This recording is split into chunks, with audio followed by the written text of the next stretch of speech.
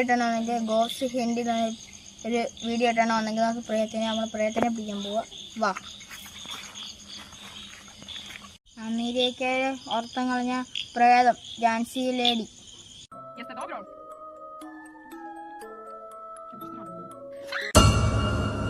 ഝാൻസി ലേഡിയുടെ കഥ ഒത്തിരി ആൾക്കാർ എല്ലാവരും പറയുന്നുണ്ട്.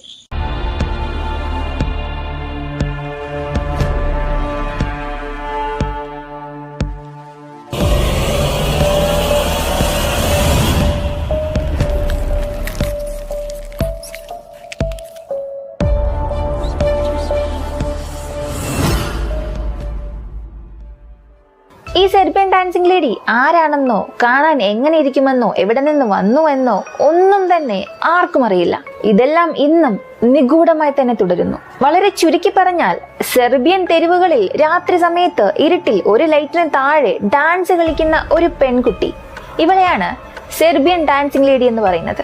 നിങ്ങൾ ഗൂഗിളിലും യൂട്യൂബിലും ഒക്കെ നോക്കിയാൽ ഒരുപാട് വീഡിയോസ് കാണാൻ സാധിക്കും. എന്നാൽ അതിൽ ചിലതൊക്കെ മാത്രമേ സത്യമായിരിക്കൂ, മറ്റു ചിലത് പ്രാങ്ക് ആയിരിക്കും, ക്രിയേറ്റ് ചെയ്തതായിരിക്കും. യഥാർത്ഥ സെർബിയൻ ഡാൻസിംഗ് ലേഡി കാണാൻ എങ്ങനെ ഇരിക്കുമെന്ന് ചോദിച്ചാൽ വളരെ ഇരുട്ടത്ത് ഒരു ലൈറ്റ് മാത്രമായിരിക്കും കാണുക. ആ ഒരു റോഡിലോ അല്ലെങ്കിൽ ആ ഒരു ഭാഗത്തോ ആരും തന്നെ കാണില്ല. ആ ഒറ്റ ലൈറ്റിന് താഴെയായി നിന്ന് ഡാൻസ് കളിക്കും.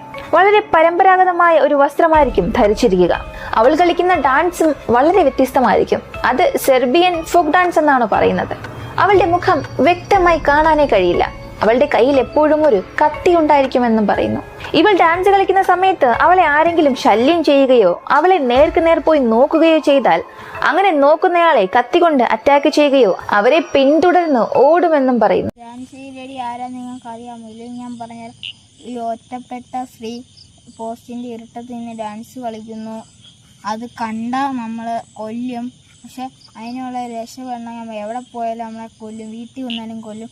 പക്ഷെ അതിനൊരു വഴിയുണ്ട്. അത് കണ്ണടച്ച് സോറി നിങ്ങൾ ഡാൻസ് കണ്ടേനെന്ന് പറയുവാണെങ്കിൽ അത് നമ്മളെ കണ്ണു തുറക്കുമ്പോൾ ആ ഡാൻസ് ഇവിടെ കാണത്തില്ല. അമേരിക്കയ്ക്ക് വിറപ്പിച്ച ഒരു പ്രേതം ഇന്ത്യയിലോട്ട് വന്നിരിക്കുകയാണ്. നമുക്ക് കാണാം. അപ്പോൾ നമ്മൾ തൊട്ടടുത്തുണ്ട്. കാണാം.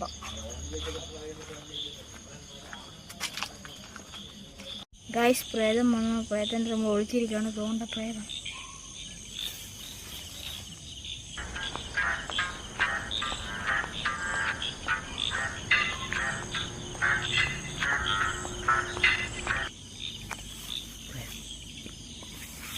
ഗൈസ്, പ്രേതം അവിടെ നിൽക്കുകയാണ്. നമ്മൾ ഒളിച്ചിരിക്കണം. നമ്മളെ കണ്ടാൽ പിന്നെ പ്രേതം തീർന്ന് നമുക്ക് ഒരു ഇട്ടോണം നോക്കാം.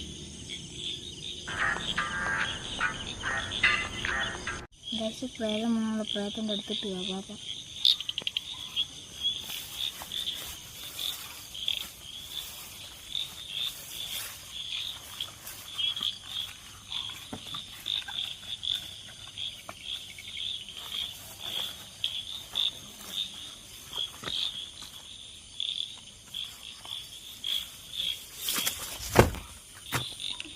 അടുത്തായിട്ട് ഇപ്പം അങ്ങോട്ട് നീങ്ങാം.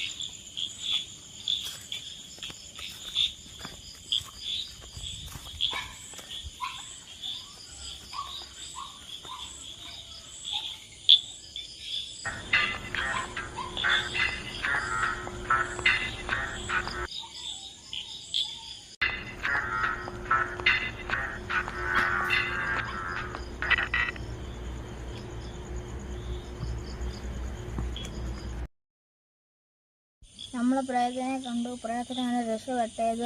നമ്മൾ അറിഞ്ഞു. ശരി, ഞാൻ അടുത്ത വീഡിയോ കാണുന്നു. Bye bye.